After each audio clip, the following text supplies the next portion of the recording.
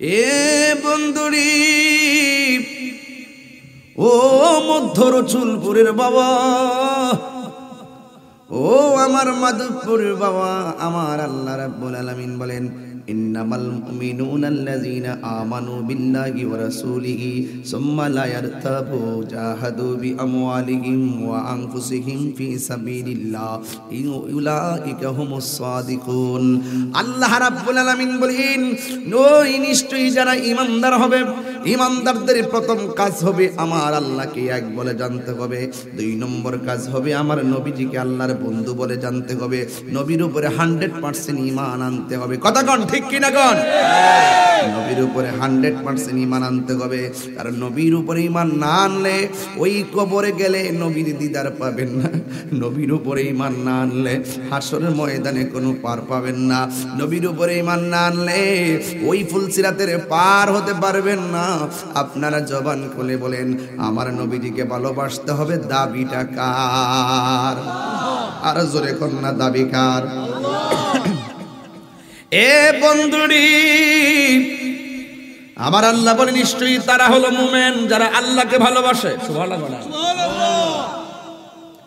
2 নম্বর যারা নবীকে ভালোবাসে, সুম্মা লাম ইয়ারতাবু, যেই নবী সম্পর্কে তারা অতীতে কোনোদিন সন্দেহ করে নাই, যেই নবী সম্পর্কে তারা কোনোদিন, যে আল্লাহ সম্পর্কে তারা কোনোদিন সন্দেহ করে নাই, ওয়া জাহাদু, এবং জিহাদ করে বি আমওয়ালিহিম, জানে মালের দ্বারা, ওয়া আনফুসিহিম, মাল জানের দ্বারা, আমার আল্লাহ রাব্বুল আলামিনের রাস্তায় যারা জান দিয়া জিহাদ করে এবং মাল দিয়া জিহাদ করে, আল্লাহ রাব্বুল আলামিন বলেন, উলাইকা হুমুস সাদিকুন, নিশ্চয়ই তারা হলো ঈমানদার এবং সত্যনিষ্ঠ। জোরে জোরে কে সুবহানাল্লাহ বলা যাবে না? এ বন্ধুরি, ও মাধবপুরের বাবা, কি দিয়ে তো রাত্রে ওয়াজ বুঝাইতাম। ওয়াজ যদি বুঝতে হয় তাইলে প্রেমিকের মতো প্রেমিক হওয়া লাগবে।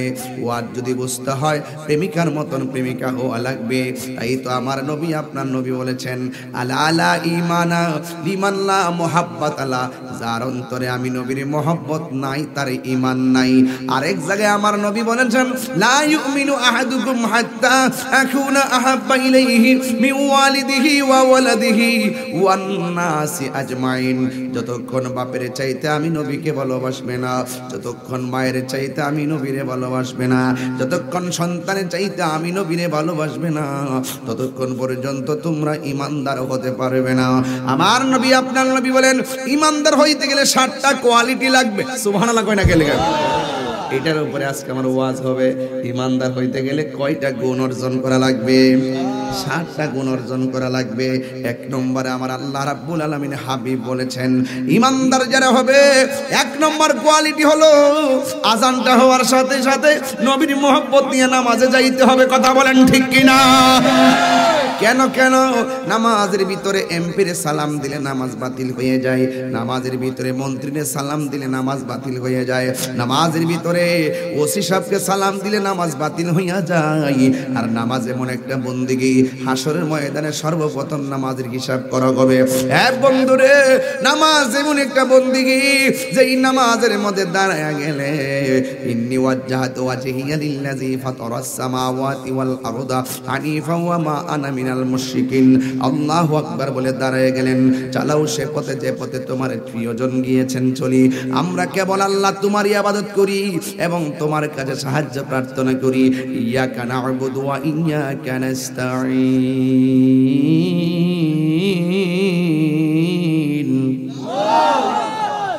আমরা কেবল তোমারই ইবাদত করি এবং তোমার কাছে আমরা সাহায্য প্রার্থনা করি। আল্লাহ পাক নামাজের কথা বলার আগে ধৈর্যের কথা বলছে।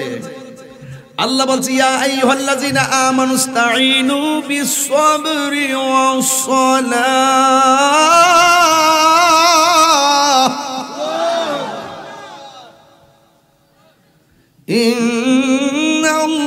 ইন্নাল্লাহা মা'আস-সাবিরিন।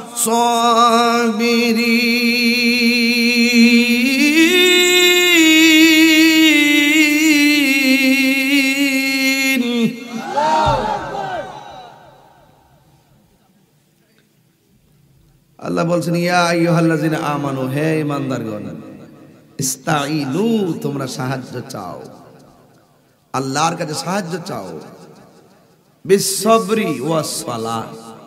প্রথমে বলছে ধৈর্যের কথা, এরপরে বলছে নামাজের কথা। তাহলে ধৈর্য খুব কঠিন জিনিস। ধৈর্য যাদের কুলাইছে তারাই মাহফিলে আইছে, ধৈর্য যাদের কুলাই নাই তারা মাহফিলে আসে নাই। এই ধৈর্য যার জীবনে বেশি থাকবে তার জীবনে সফল কাম। আর সবরু মিফতাহুল ফালাহ, ধৈর্য হলো সাফল্যের চাবিকাঠি। যার জীবনে ধৈর্য বেশি থাকবে তার জীবনে সফলতা বেশি থাকবে। যার জীবনে ধৈর্য কম তার জীবনে শুধু হতাশা, খায়াও হতাশা, ঘুমায়ও হতাশা, চললেও হতাশা, রোজ রোজগারে যায়ও হতাশা, তার হতাশা আর শেষ হয় না। কেন? তার ধৈর্য কতক্ষণ, তার ধৈর্য নাই। এই জন্য ধৈর্য বড় কঠিন জিনিস। এই ধৈর্য যার থাকবে দেখবেন তার জীবন ধন্য হয়ে গেছে। এই যে মাহফিলে বসে আছেন, ধৈর্য ছাড়া বসে আছেন, যেরকম না ধৈর্য ছাড়া বসে আছেন। আজ ইমামে হুসাইন রাদিয়াল্লাহু তাআলা আনহু কারবালার মাঠে ধৈর্যের পরীক্ষা দিয়েছেন। যেরকম না সুবহানাল্লাহ, আরো বড় করে বলেন না সুবহানাল্লাহ। তাহলে ইমাম হুসাইনের মতন আমরা ধৈর্যের পরীক্ষা দিতে চাই কি চাই না? আরো বড় ধৈর্যের পরীক্ষা দিতে চাই কি চাই না? মরলে মরবো কিন্তু লড়ে মরবো, এটাই হলো হুসাইনি চেতনা। কথা বলেন ঠিক কিনা? আমার ছেলেগুলোর আওয়াজ আজকে অনেক সুন্দর লাগতেছে, মনে হয় যেন তারা এই মাত্র খাওয়া দাওয়া করে শক্তি সঞ্চার করে এসেছে। জবানটা করে কন্যা আল্লাহু আকবার। যারা বাড়িতে ঘুমাইছে আফসোস করতেছে, কারণ লাইভ চলতেছে, তো 1 লক্ষ লোকের ফলোয়ারে লাইভ চলতেছে। মারহাবা জোরে কোন। এই জন্য আমরা যখন কথা বলি হিসাব মিলাই কথা বলি, কারণ আপনারা কে কে সামনে আছেন আমরা দেখি না। আমরা দেখি যে অনেক মানুষ ঘর থেকে শুয়ে আসে আমাদের ওয়াজ শুনতেছে। এই জন্য এই মধ্য রসুল পরে কি আলোচনা হয়, রাসুল প্রেমিকরা কি শুনতেছে, আর তাহিরুজুর কি বলতেছে, ঘরে বসে বসে কমেন্টস করতেছে। কথা বলেন ঠিক না বেটে? এই জন্য আমরা কোনো মাহফিলকে ছোট করে দেখার কোনো সুযোগ, একটা জবানও বন্ধ রাখবেন না। মহব্বতে মায়ার সুরে বলুন সুবহানাল্লাহ। আমার যুবক ভাইয়েরা, গভীর মনোযোগ। আমি বলছিলাম নবীর ভালোবাসা লাগবে। নবীর ভালোবাসা না থাকলে ইমানদার হওয়া যাবে না। আর নবীরে বলো না বাসলে আল্লাহ পাওয়া যাবে না। এ বন্ধুরে, নবীরে কেমন ভাবে ভালোবাসতে হবে, এই ভালোবাসাটা একটু বুঝতে হবে সাহাবায়ে কেরামের জীবন থেকে। কথা বলেন না ঠিক কিনা? একদিন তো আমরা মরে যাব, আমরা তুই একদিন কবরে চলে যাব, কেউ আমরা থাকবো না রে। এই জন্য একটু গভীর রজনীতে গভীর দিকে চলে যাই। ও যুবকের দল, আমি বলতে চেয়েছিলাম আমার নবীকে কেমন করে ভালোবাসতে হবে। আমার নবী, আপনার নবী রহমাতুল লিল আলামিন ঘরের মধ্যে বসে আছেন। এবার নবীর সামনে সাহাবায়ে কেরাম আসলেন। আয়েশা ডাক দিয়ে বলে, নবী গো, ও মায়ার নবী, দয়ার নবীজি, ইসলামের জন্য আমরা কি করতে পারি? আমার নবী, আপনার নবী বলেন, ও সাহাবায়ে কেরামের দল, তোমরা ইসলামের জন্য কি করতে পারো? ইসলামের জন্য জীবন দিতে হবে।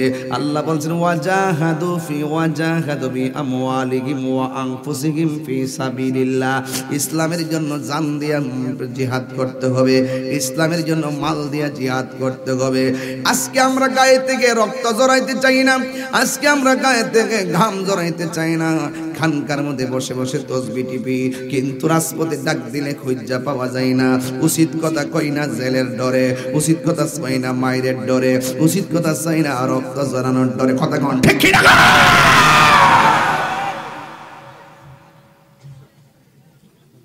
খানকাত বসে থাকার নাম শুধু ইসলাম না। রক্ত দিতে হবে, জীবন দিতে হবে, বাতিলের বিরুদ্ধে রুখে দাঁড়াতে হবে, হকের জন্য কথা বলতে হবে, প্রয়োজনে জীবন চলে যাবে। ইসলাম জিন্দা হতে হয়, হর কারবালা কি বাত। ইসলাম জিন্দা হয়েছে ইমামে হুসাইনের গলার তাজা রক্ত ঢেলে দেওয়ার কারণে। হাত তুলে বলুন ঠিক কি না বলেন?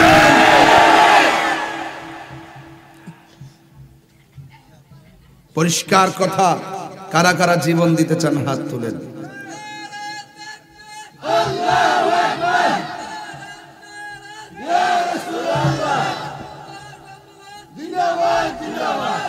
আল্লাহু আকবার জোরে বলেন।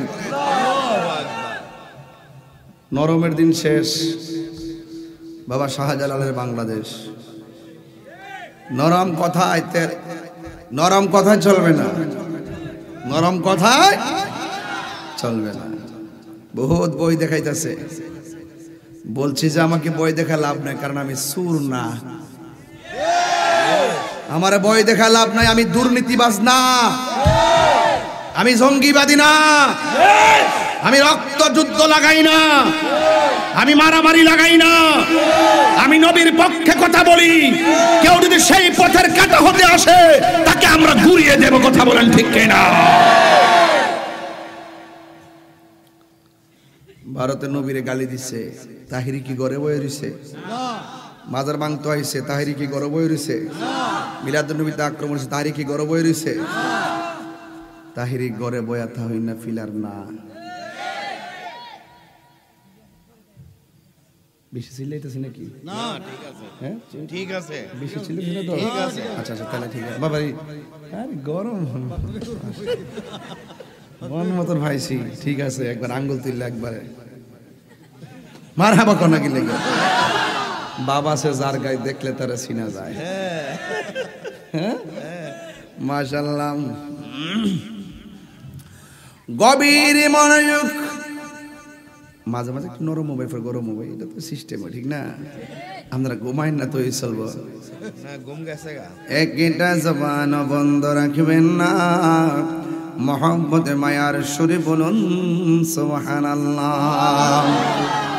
আমার যুবক ভাইয়েরা, আমার মুরব্বী বাবাজিরা, কি দিয়ে ওয়াজ বুঝাইতাম?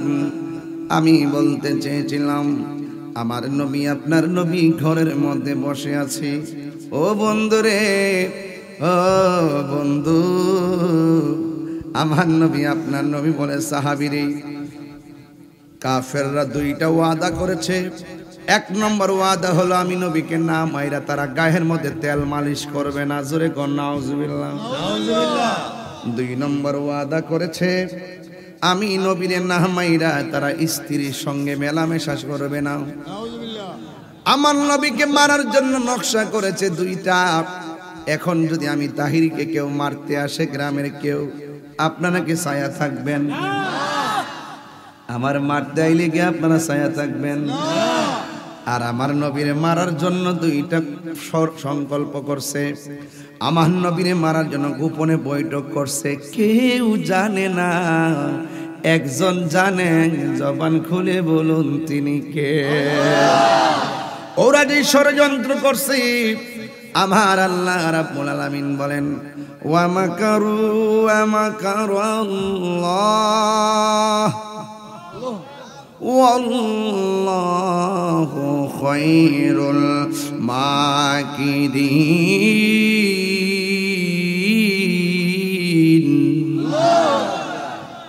যতই ষড়যন্ত্রকারীরা ষড়যন্ত্র করো, আমার নবী, আপনার নবী রহমাতুল লিল আলামিন ডাক দিয়া বলে, ও পৃথিবীর মানুষ, আল্লাহ রাব্বুল আলামিন আমাকে 6টা মর্যাদা দিয়েছেন। এই 6টা মর্যাদা আমার আল্লাহ কাউকে দেয় নাই। এই 6টা মর্যাদা আমার আল্লাহ কাউকে দেয় নাই।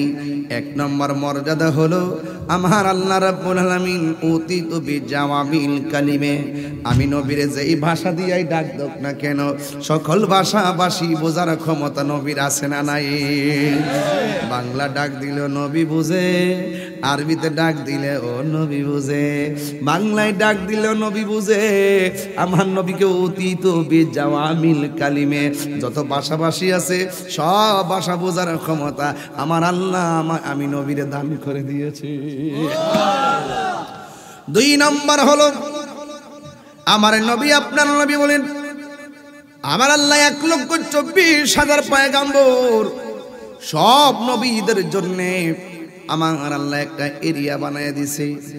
এই জায়গার মধ্যে নামাজ পড়বে, এর বাহিরে পড়তে পারবে না। কিন্তু আমার নবী, আপনার নবী রহমাতুল লিল আলামিন বলেন, আমার আল্লাহ রাব্বুল আলামিন আমার উম্মতের জন্য সারা পৃথিবীর জমিনটারে মসজিদ বানায়া দিছি। আর বড় করে বলেন না সুবহানাল্লাহ। ও বন্ধুরে, আমার নবী আপনার নবী বলেন, আদম নবী বলতে পারবে না আমি শেষ নবী, নূহ নবী বলতে পারবে না আমি শেষ নবী, জাকারিয়া নবী বলতে পারবে না আমি শেষ নবী, ইউনূস নবী বলতে পারবে না আমি শেষ নবী।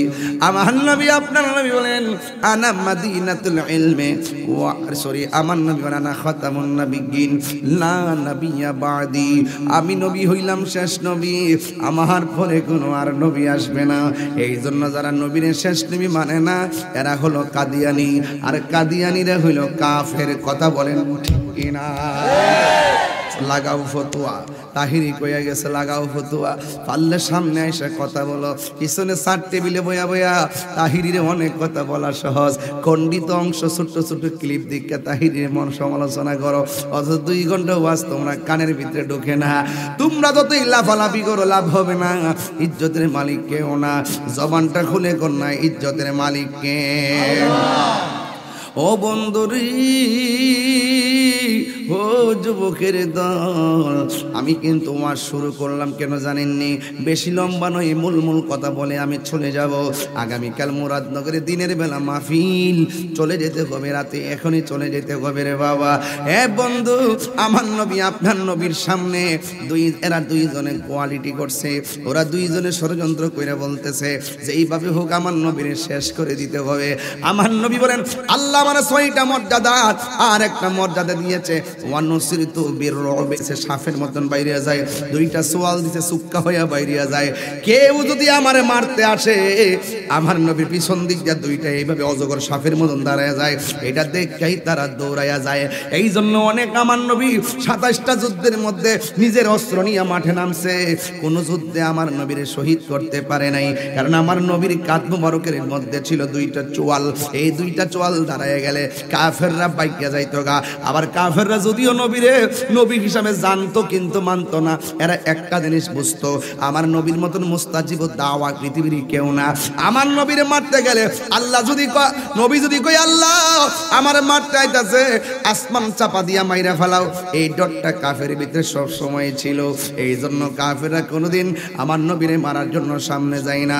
এই মুহূর্তে একটা মহিলা এসে কয়, নবী গো, নবী গো, কেডা মারবো আপনারে? আমরা কি মইরা গেছি কেন নবী? আমরা জীবন দিয়া দিব, কিন্তু আপনি নবীর গদন মোবারকে টুকা লাগতে দিতাম না। শুধুমাত্র নবীরে পুরুষ ভালোবাসবো বিষয়টা এমন নয়, মহিলারও নবীরে জীবন দিয়া ভালোবাসতো। এবার মহিলাটা ডাক দিয়ে বলে, নবী গো, ও মায়ার নবী, দয়ার নবী, আপনি টেনশন করবেন না। ইয়া রাসূলুল্লাহ, নবী গো, ও মায়ার নবী, দয়ার নবী, আমি আপনি যাবেন যুদ্ধের ময়দানে, সাহাবায়ে কেরাম যাবে যুদ্ধের ময়দানে, কিন্তু আমি মহিলাটা বইলা দিয়ে যাই আমিও যুদ্ধের ময়দানে যাইতে চাই। এবার নবী ডাক দিয়া বলে, মা, ও মা, আপনার স্বামী আসেনি? কারণ আমার নবী তো গায়েবের খবর দেনেওয়ালা। কথা কোন ঠিক কিনা? নবী জিজ্ঞাসা করতে পারতো তোমার বাপ আসেনি, নবী জিজ্ঞাসা করতে পারতো তোমার শ্বশুর আসেনি, নবী জিগাইলেন তোমার স্বামী আসেনি। এর মানে বোঝা গেলে নবী জানে ফাওয়াল্লাহি মা ইউখফা আলাইয়া, আল্লাহর কসম আমি নবীর কাছে কোনো কিছু গোপন নাই। দলিল, ইন্নাল্লাহা যাওয়ালিয়াল আরদা ফারাআইতু মাশারিকাহা ওয়া মাগারিবাহা, পূর্বে এবং পশ্চিম সব যা কিছু আছে আমার নবী বলে আমার হাতের তালুর মধ্যে আমি সব দেখি। এ যুবক, আমার নবী ডাক দিয়া বলে, সাবির, ও মা, আপনার স্বামী আসেনি? বন্ধুরে রে আমার, মহিলাটা বলে, নবী গো, আমার স্বামী আছে। আমার নবী বলে, মা, আপনি আপনার স্বামীর খেদমতে চইলা যান, আপনার স্বামীটা অসুস্থ, আপনি যদি আপনার স্বামীর খেদমত করেন আল্লাহ রাব্বুল আলামিন আপনাকে জিহাদের মর্যাদা দিয়ে দিবে। এ যুবকের দল, এখনো সময় আছে। ও যুবকের দল, ও আমার এলাকার মা বোনেরা গো, খবরদার খবরদার, আল্লাহ ছাড়া যদি পৃথিবীর কাউকে সেজদা করার অনুমতি দিত, তাইলে স্ত্রীকে অনুমতি দিত স্বামীকে সেজদা করার জন্য। কথা কোন ঠিক কিনা? বন্ধু ওই মহিলা ডাক দিয়ে কই, নবী গো, ও মায়ার নবী, আমার মন চাইতেছে আপনার সঙ্গে যুদ্ধের ময়দানে যাওয়ার জন্য। কার মন না চাই শহীদের তামান্না, কার মনে না চাই শহীদ হওয়ার জন্য? আমার নবী বলে, মা আপনি আপনার স্বামীর খেদমতে চলে যান, আপনি কোনো টেনশন করবেন না। এবার মহিলাটা ডাক দিয়ে কই, ইয়া রাসূলুল্লাহ, ইয়া হাবিবাল্লাহ নবী, আপনি যদি আমারে না নিবেন,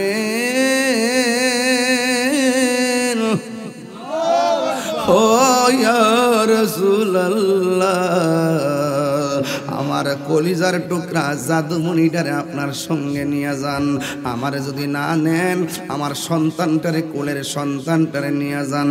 আমার নবী বলে, মা তোমার সন্তান তো জিহাদ ফরজ হয় নাই, তোমার সন্তানের উপর তো নামাজ ফরজ হয় নাই, তোমার সন্তানের উপর তো রোজা ফরজ হয় নাই, তোমার সন্তানকে নিয়ে আমি কি করব? সাহাবীরা কি তোমার সন্তান রাখবে নাকি যুদ্ধ করবে? আমি নবী কি তোমার সন্তান রাখবো নাকি যুদ্ধ করব? মহিলাটা বলে, নবী গো, নবী গো, নবী গো, আপনি আমার সন্তানটা জিহাদ ফরজ হয়েছে কিনা আমি জানি না, কেমনে যুদ্ধ করবেন জানি না, আমি মা সন্তানটারে আপনার হাতে দিতেছি। ইয়া রাসূলুল্লাহ নবী গো, আমার সন্তানটার উপরে যে নামাজ ফরজ হয় নাই এটা আমি মা হিসেবে জানি, আমার সন্তানটার উপর রোজা ফরজ হয় নাই এটাও আমি জানি, আমার সন্তানের উপরে হজ ফরজ হয় নাই এটাও আমি জানি, আমার সন্তানের উপরে জিহাদ ফরজ হয় নাই সেটাও আমি জানি।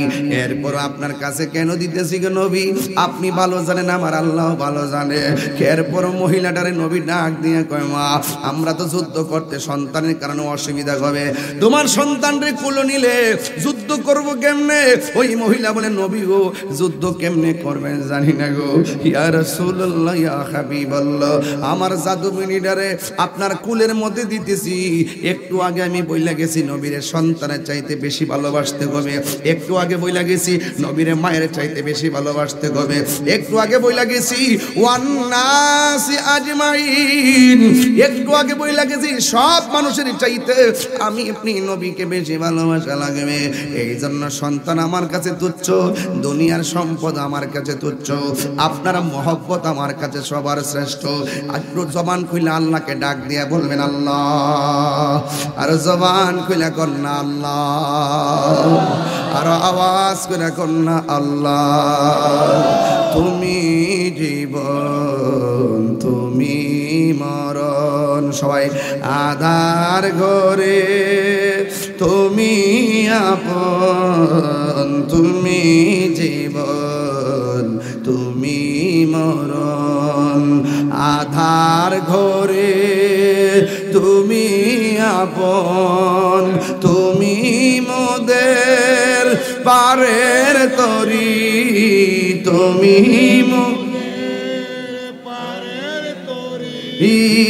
তুমি নিদানে কোরআনে ওয়ালা, ইয়া রাসূলুল্লাহ, ইয়া হাবিবাল্লাহ, ইয়া রাসূলুল্লাহ, ইয়া হাবিবাল্লাহ, ইয়া রাসূলুল্লাহ,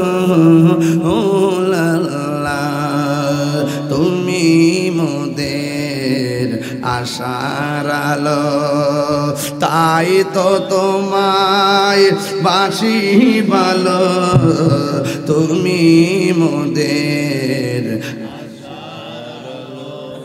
তাই তো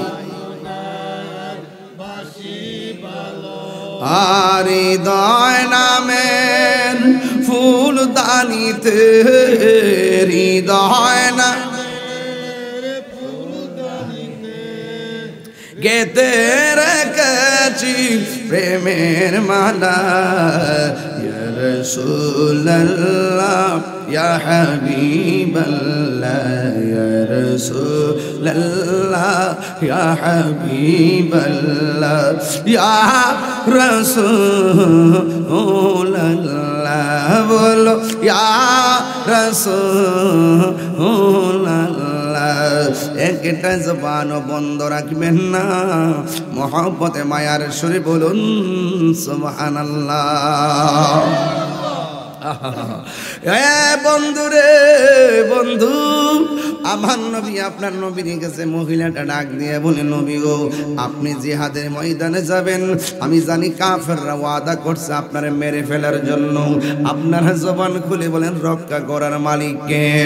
ওই মহিলা ডাক দিয়া বলে, নবী গো, নবী গো, নবী গো, নবী গো, ও মায়ার নবী, দয়ার নবী জি আমার, আপনি নবী বলেছেন ওরা নাকি প্রতিজ্ঞা করছে আপনাকে মারার জন্য। ইয়া রাসূলুল্লাহ, আমি জানি কাফেররা হয়তো তীর দিয়ে আপনাকে মারতে চাইবে, আর না হয় পাথর দিয়ে মারতে চাইবে।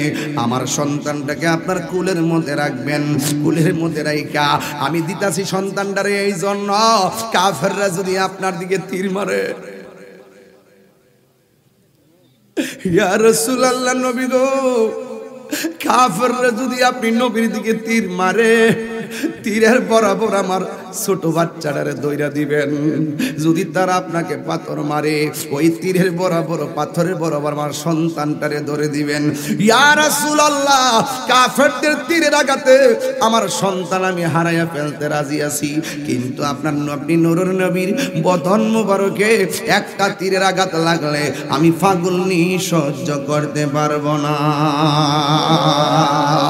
এটার নাম হলো মহব্বত রে বাবা, এটার নাম হলো নবীর মহব্বত। এই জন্য যুবক, আমার নবী আপনার নবী ডাক দিয়ে বলে, মা না না, তোমার সন্তান নেওয়া লাগবে না।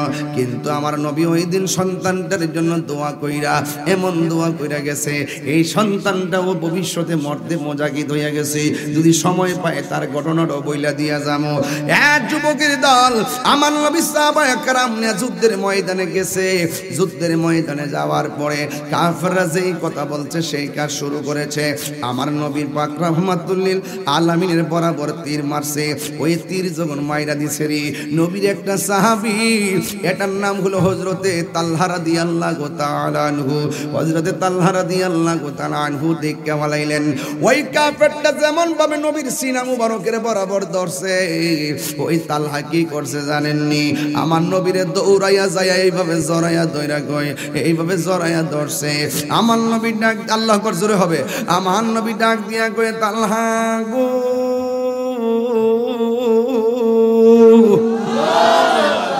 ও তালহা, তুমি আমার এমন ভাবে কেন জড়াইয়া ধরলাও?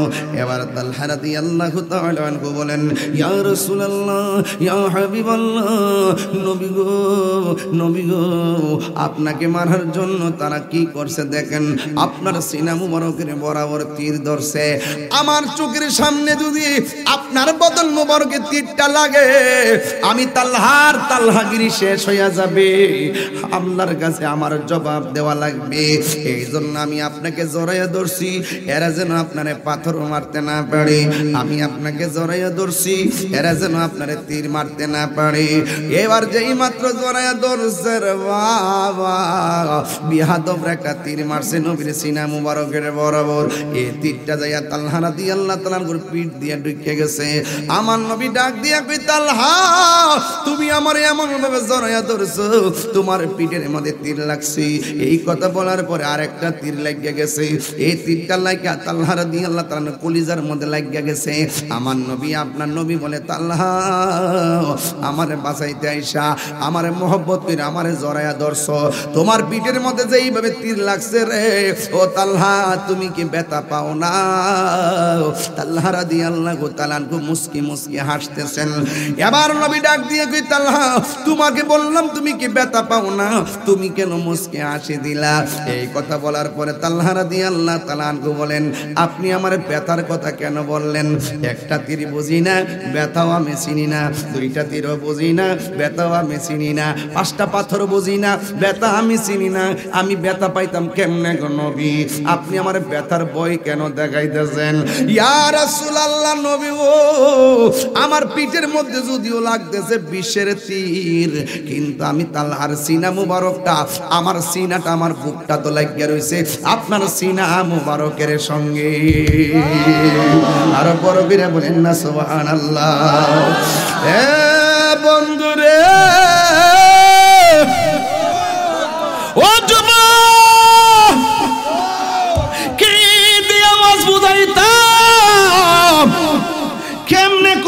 ওয়াজটা বুঝবেন, বেশি চিল্লায়া লাভ নাই, মহব্বতের দরকার। তায়েফের জমিনে কাফেররা নবীরে পাথর মারছে। নবী বলছে, যুবকরা আমার মারিস না, আমার যে মারতেছস মদিনায় কইস না। এরপরে যুবক ছেলেরা পাথর মারছে।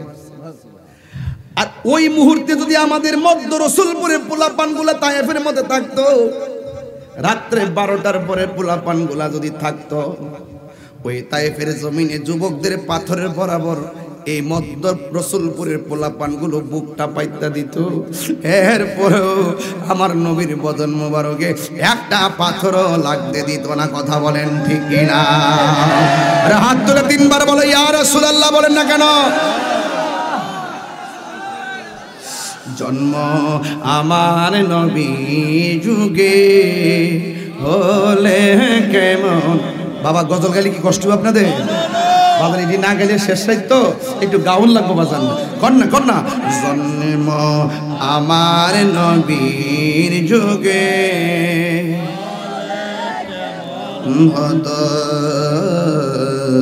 জন্ম আমার নবীর যুগে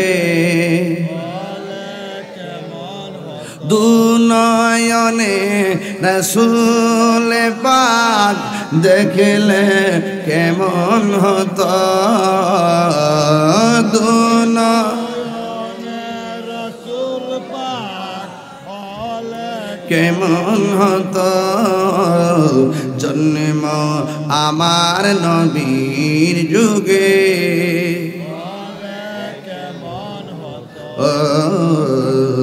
জন্ম আমার নবীর যুগে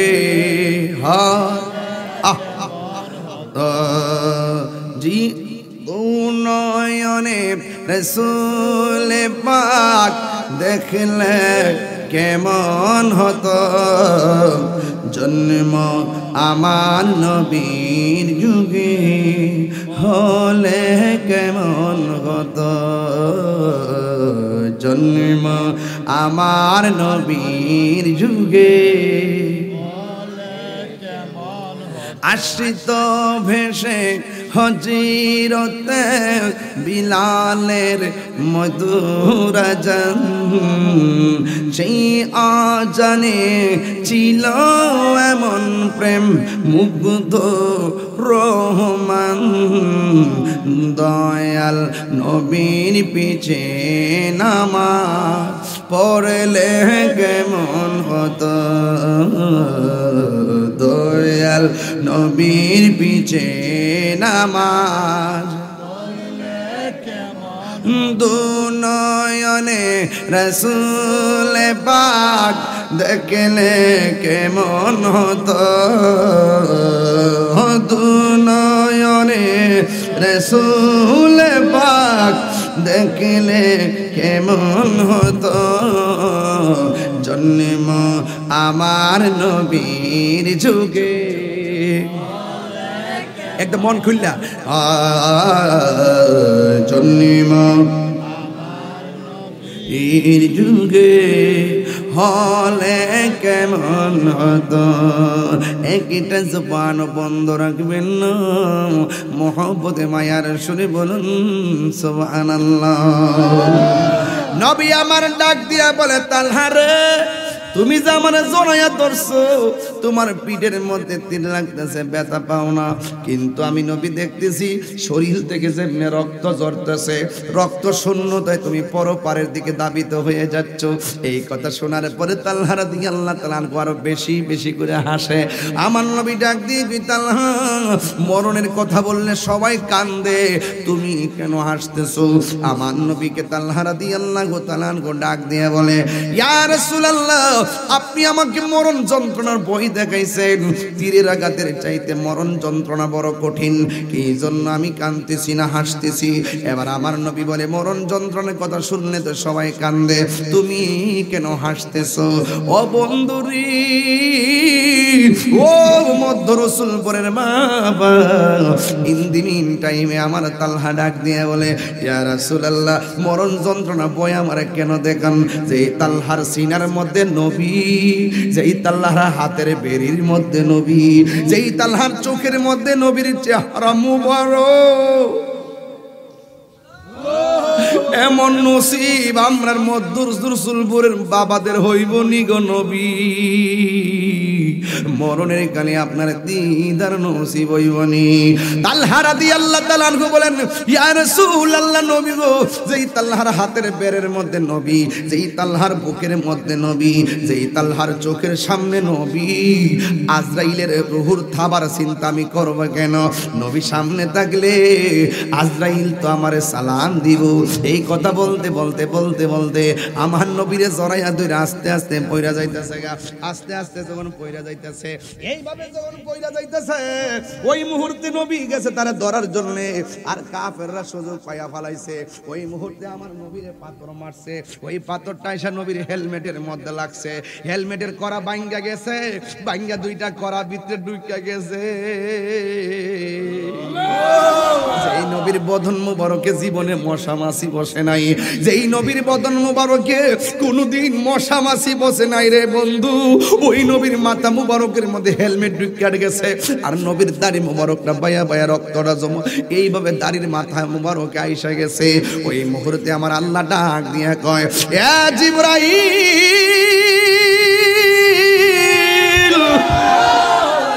ও জিবরাইল, যাও যাও, নবীর দাড়ি মোবারক থেকে যদি এক ফোঁটা রক্ত জমিনের মধ্যে পড়ে, জিন্দিগিতে এই জমিনে আর গাছপালা হবে না। জিবরাইলের জীবনে কয়েকবার দ্রুত গতিতে নবী আসছে দুনিয়াতে। একবার আসছে ইউসুফ আলাইহিস সালামের 10, কষ্ট হবে আপনাদের? একটু কষ্ট হইতেছে না কেমন? ওয়াজ কিন্তু একটু লম্বা হয়ে যাবে, অসুবিধা দিব? তাইলে আর একটু লম্বা করি। আমি কিন্তু 1 ঘন্টার বেশি আজকে কথা বলার ইচ্ছা ছিল না, এরপরে ওয়াজটা একটু লম্বা হয়ে যেতেছে। জিবরাইল আলাইহিস সালামের কয় শত ডানা? 500 না জানলে আমি পারি না। 600। কয় শত? একটা ডানা কত বড় জানেননি? 600 ডানার মধ্যে একটা ডানা যদি বিছাইয়া দেয়, সারাটা পৃথিবী গালিচা হয়ে যাবে। এরকম কয়শো ডানা, শুধু এমনি একটা ঠেলা দেয়,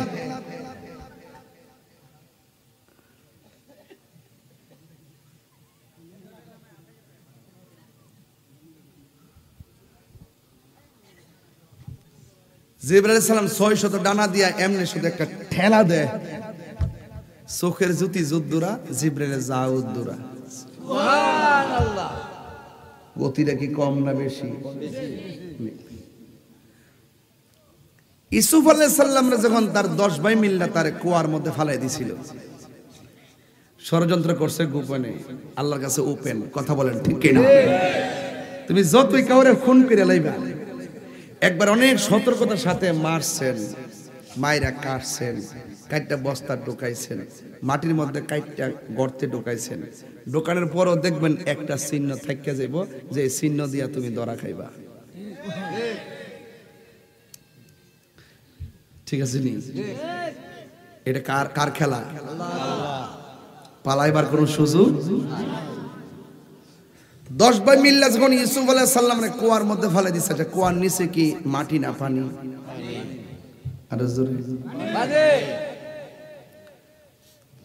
তখন আমার আল্লাহ ডাক দিয়ে কয়, জিবরাইল তাড়াতাড়ি যাও, তাড়াতাড়ি যাইয়া ইউসুফ আলাইহিস সালাম পানির মধ্যে পড়ার আগে কুয়ার নিচে তোমার পাখাগুলা বিছাইয়া দাও। এই হলো মানে ছাইরা দেওয়ার পরেই আল্লাহ অর্ডার করছে, এমন দ্রুতগতিতে আইসা পাখা বিছাই দিছে। সুবহানাল্লাহ কোনা গেলে আরেকটা হইলো ইসমাইল আলাইহিস সালাম যখন ইব্রাহিম আলাইহিস সালাম যখন ইসমাইল আলাইহিস সালামকে জবাই করতে গেল, গলার মধ্যে আলী ছুরিটা লাগাই দিব, ওই মুহূর্তে আল্লাহ কয় জিবরাইল দ্রুত একটা ব্রুম্বা লইয়া ইব্রাহিমের কাছে যাও। তো গলাত লাগতে গেলে দেরি লাগে, এই সময়টার ভিতরে এসে পড়ছে ব্রুম্বাটা। সুবহানাল্লাহ। আরেকটা হইল নবীজির মাথা মুবারকে যখন হেলমেটটা ঢুকছে ওই দাড়ি মুবারকটা বাইয়া যখন রক্ত মুবারকটা যখন এখানে ঝুলছে ঝুলার পরে ঘাড়ু হইয়া যখন রক্ত মুবারকটা পড়ে গেছে আল্লাহ কয় জিবরাইল তাড়াতাড়ি যাও বন্ধুর রক্ত মুবারকটা তোমার হাতে লো সুবহানাল্লাহ।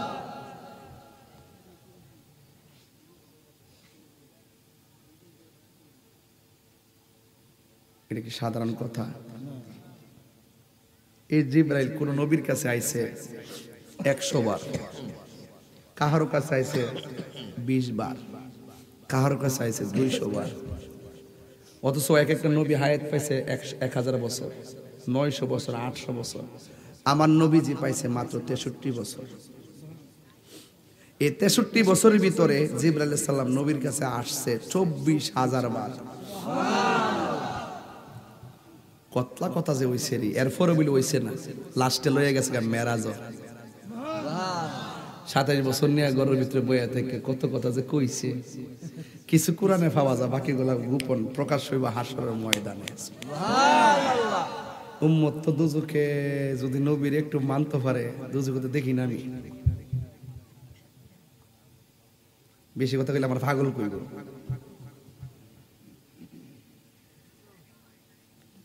9.5 লক্ষ বছর ইবাদত কইরা, 9.5 লক্ষ বছর ইবাদত কইরা জাহান্নামের শিকল গলাত লাগছিনি কেরে? এই একটা হাকিকতের উত্তর দিয়েছে বেড়াটা। আল্লাহ কইছে সেজদা দাও, কিন্তু মূলত ভিতর ছিলেন রাহমাতুল লিল আদব না থাকার কারণে, মোহাব্বত না থাকার কারণে 9.5 লক্ষ বছর ইবাদত বাদ। এটার দ্বারা প্রমাণ হয় যে হাজার অপরাধ করার পর নবীর মোহাব্বতে আবার সব মাফ হয়ে যায়। প্রেমের আগুন কইতাম নি বাজান, ওয়ার সাথে লম্বা হয়ে যাবো বাজান, আমার বিপদ আমি এটা কেনতেছি। প্রেমের আগুন জলে তুই একস না গতলে গাইবারকে মুখটা টাইনা লয়ে জায়গা ফুলা পান। আরে প্রেমের আগুন জলে দ্বিগুণ রে দয়াল, জল দিলে নিবে না। আমরা ব্রাহ্মণবাড়ির মানুষ না। আরে প্রেমের আগুন জলে দ্বিগুণ রে দয়াল, ওরে এই তাহিরি প্রেম করিয়া কলঙ্ক ঘোষণা,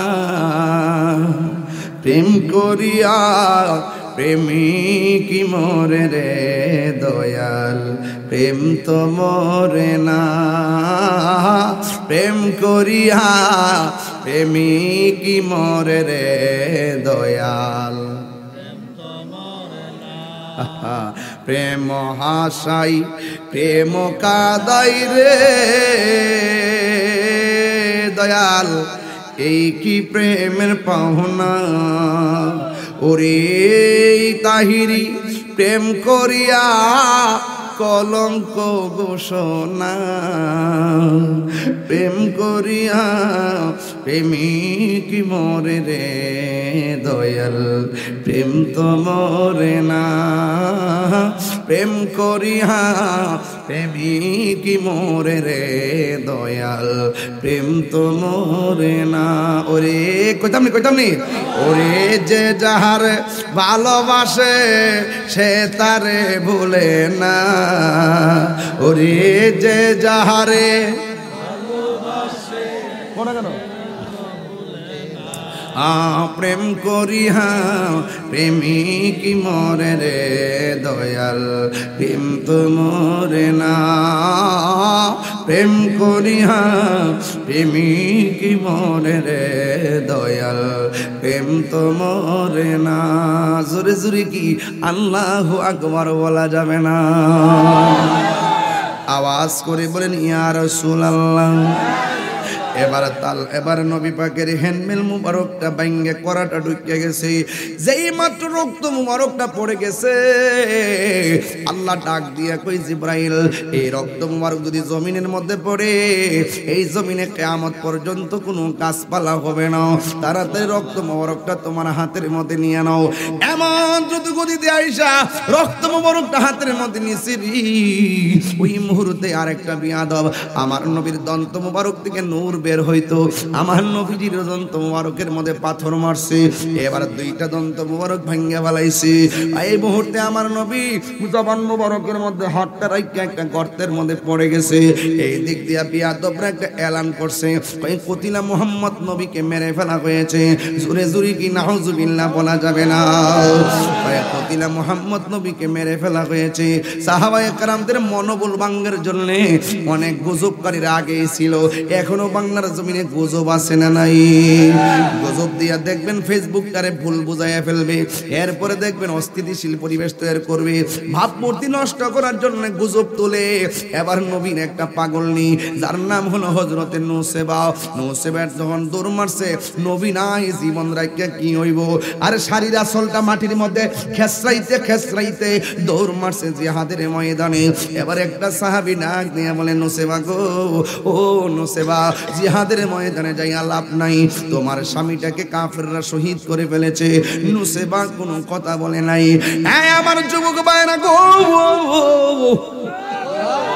ও মুরব্বী বাবারা, আজকে মা বোনরা আসছেনি, মানে প্যান্ডেল আছে মাশাআল্লাহ। তাইলে মা, তাইলে একটু জিকির করতে বোঝাতে না, নাইলে এরা কষ্ট পাইলে কথা কোন ঠিক না বেরিয়ে, এরা কিন্তু জিকিরতে লাগে আয়া কিন্তু ঠিক না বাজান। আর কেডা কিতা কবি তা হইনা লাভ নাই, তাহিরি হুজুর আল্লাহর জিকির করে কথা বলেন, ঠিক? হ্যাঁ মানে আসছে পড়াশোনার জন্য, প্রজেক্টর আছে নাকি? ও প্রজেক্টর আছে, তো সবাই একসাথে বসা নাকি? তাইলে একটু মহব্বতে কোন ইয়া রাসূলুল্লাহ, এই আওয়াজে মানি না, জোরে কোন ইয়া রাসূলুল্লাহ। আমার আল্লাহ আমার মন কারিয়া কেমন করে নিল এমন প্রেমে,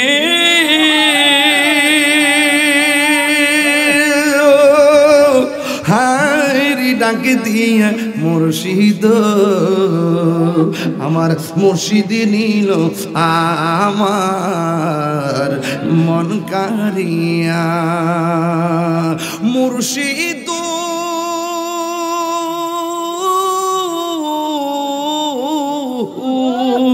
আমারি মন গুরু লাগো হরণ কি রূপ দেখাইয়া, এই তাহিরির কি দাম আছে, এই তাহিরির কি দাম আছে, যদি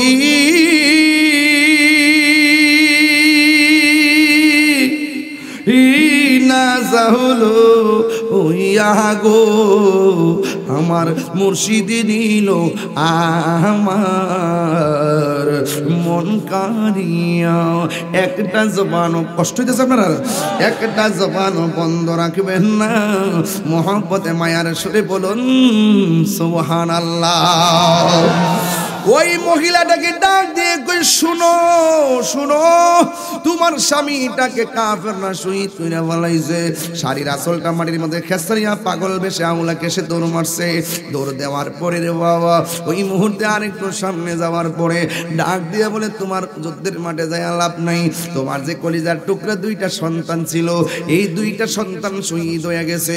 এবার আরেকটু সামনে গেল, আরেকজনের ডাক দিয়ে বলে, শুনো, যুদ্ধের ময়দানে যাই লাভ নাই, তুমি যে সেই যেই স্বামীরে যুদ্ধের ময়দানে পাঠাইছিলা, দুইটা পুলারে যুদ্ধের ময়দানে পাঠাইছিলা, এই স্বামীটা কেমন দুইটা পুলারে ওরা শহীদ করে ফেলাইছে।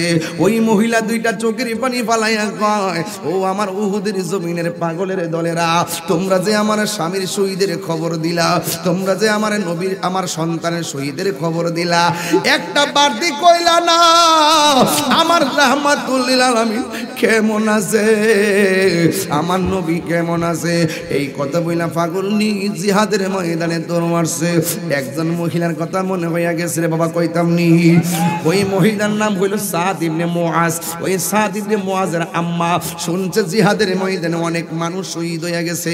আরে বাবা, মহিলারা যুদ্ধের ময়দানে কেমন পাগল ছিল। ইসলামের জন্য প্রথম শহীদ হইছে মহিলারা, যার নাম হলো হযরতে সুমাইয়া। কিন্তু সাদ ইবনে মুআজের আম্মা দৌড়াইয়া জিহাদের ময়দানে গেল। শুনছে অনেকগুলা নবীর প্রেমিকরা শহীদ হইয়া গেছে, 70 জন নবীর পাগল শহীদ হইয়া গেছে। এই মহিলাটা যেই মাত্র দৌড়াইয়া গেছে ওই জিহাদের ময়দানে যখন গেল, কিন্তু ওনার ছেলের নামও সাদ। এই সাদও গেছে যুদ্ধের ময়দানে। ও বন্ধুরে, ও বন্ধু,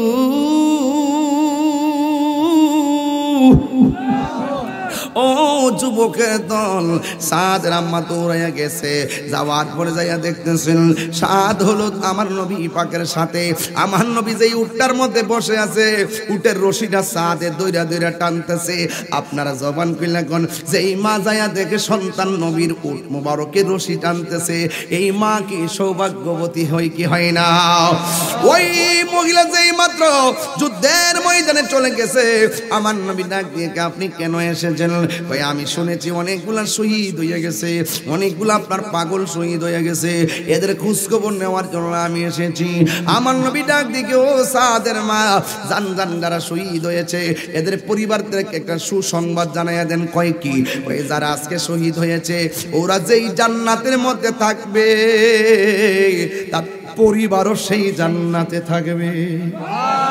আরো বড় করে বলেন না সুবহানাল্লাহ। যুবকের দল, শুধুমাত্র তাই নয়, আমার নবী মহিলার ডাক দিয়া বলেন, মা আপনি যাইয়া সবারে জানাই দেন যারা রক্ত ঢাইলা শহীদ হইয়া গেছে, এই শহীদগণ হাসরের ময়দানে আপনজনদের জন্য সুপারিশ করবে। দলিল, ইয়াশফাউ ইয়াউমাল কিয়ামাতি সালাসাতুল আম্বিয়া ও সাম্মাল উলামা। আমার নবী, আপনার নবী বলেন, হাসরের ময়দানে 3 শ্রেণীর মানুষ আল্লাহর দরবারে সুপারিশ করবে। 1 নম্বর হলো নবীগণ, 2 নম্বর হলো শহীদগণ, 3 নম্বর হলো আলেমগণ। তাইলে বোঝা গেল আমার নবী হাসরের ময়দানে সুপারিশ করার ক্ষমতা আছে না নাই? আমার নবী যে গর্তের মধ্যে পড়ে গেছে, গর্তের চতুর্পাশে উটটা ঘুরতেছে, গর্তের চতুর্পাশে উটটা ঘুরতেছে, আর উটটা একবার নবীর দিকে তাকায় আর একবার উপরের দিকে তাকায়। আরে মানুষের বাচ্চা হইয়া নবী চিনি নাই, উটেও নবীরে চিনি কি চিনে না? এবার নবী যেই গর্ত মুবারকের মধ্যে পড়ে গেছে, এই গর্ত মুবারকের চতুর্পাশে উটটা ঘুরতেছে, একবার নবীর দিকে তাকায় আর একবার উপরের দিকে তাকায়। তাকায়া ডাক দিয়া বলে, আল্লাহ তোমার বন্ধু নবী, আমি উটের উপরে একদিন না বসলে আমি মাটির মধ্যে পড়ে থাকতাম, 2 দিন না বসলে আমি শুয়ে যাইতাম, 3 দিন না যদি আসতো আমি দাঁড়াইতে পারতাম না, ক্ষুধার যন্ত্রণায় আমি কাতর হয়ে যেতাম। আমি উট যদি 7 দিনের অনাহারি থাকতাম, আল্লাহর হাবিব যখন আমার পিঠের মধ্যে চইরা বসতো, আমার 7 দিনের ক্ষুধা দূর হয়ে যাইতো। এমন নবী যদি চইলা যাই, আর কার পিঠে কে আমার পিঠের মধ্যে চইরা আমার ক্ষুধা দূর করবে? এই কথা বইলা বইলা কাঁদতেছে। আর ওই মুহূর্তে একটা কাফের গোষ্ঠী এত বড় একটা পাথর নবীর গর্তের বরাবর সাইরা দিছে। এই পাথরটা গর্তের মধ্যে পড়লে আমার নবী দুনিয়া থেকে বিদায় হইয়া যাবে। বন্ধুরে ও যুবকের দল, এবার উটটা তাকাইয়া দেখে এই পাথরটা নবীর গর্তের বরাবর আসতেছে। যেই মাত্র গর্তের বরাবর আসতেছে, ঠিক ওই মুহূর্তে গর্তের কাছে যখন আসছে, উটটা নবীর এমন ভালোবাসতো, এত বিশাল বড় পাথর রে উটের পা দিয়ে একটা লাথি মারছে, এই পাথরটা ফুটবলের মতন উড়াইয়া পাহাড়ের ভিতরে যাইয়া ঢুকাইয়া দিছে। জোরে জোরে কি আল্লাহু আকবার বলা যাবে না? এ বন্ধুরি, ওই নবীর একটা সাহাবী যার নাম হলো হযরতে মালিক ইবনে সিনান, তিনি শুনলেন আমার নবীজি ওই জিহাদের ময়দানে শহীদ হইয়া গেছে। ওই উটটারে দেখে মনে মনে ভাবলেন, নিশ্চয়ই আমার নবী উটটার কাছেই থাকতে পারে। মালিক ইবনে সিনান দৌড়াইয়া গেছে ওই জায়গার ভিতরে, যাইয়া দেখে আমার নবী গর্ত মুবারকের মধ্যে পড়ে আছে।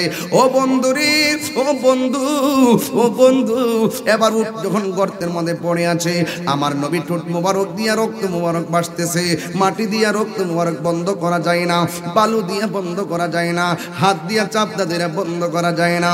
ওই মুহূর্তে ওই মালিক ইবনে সিনান নিজের জিহ্বাটারে নবীর দন্ত মোবারকের গোড়ার মধ্যে লাগাইয়া এরিকের যেমন ড্রেন দিয়া পানি নেয়, ঠিক এমন ভাবে জিহ্বাটারে ড্রেন বানায় দিছে। যত রক্ত মোবারক বের হয়েছে জিহ্বার ড্রেন দিয়া মালিক ইবনে সিনানের পেটের ভিতরে আমার নবী রক্ত মোবারক চলে গেছে। আমার নবী নূরের নবী, মাটির নবী না, বলো মাটির নবী না। ওই নবীকে নিজের মতো মনে করো না, না না না, নবী কারো মতো না, বলো না না না, নবী মতো না। সব নবীদের নবী তিনি, কুরআন ঘোষণা, বলো সব কুরআন ঘোষণা।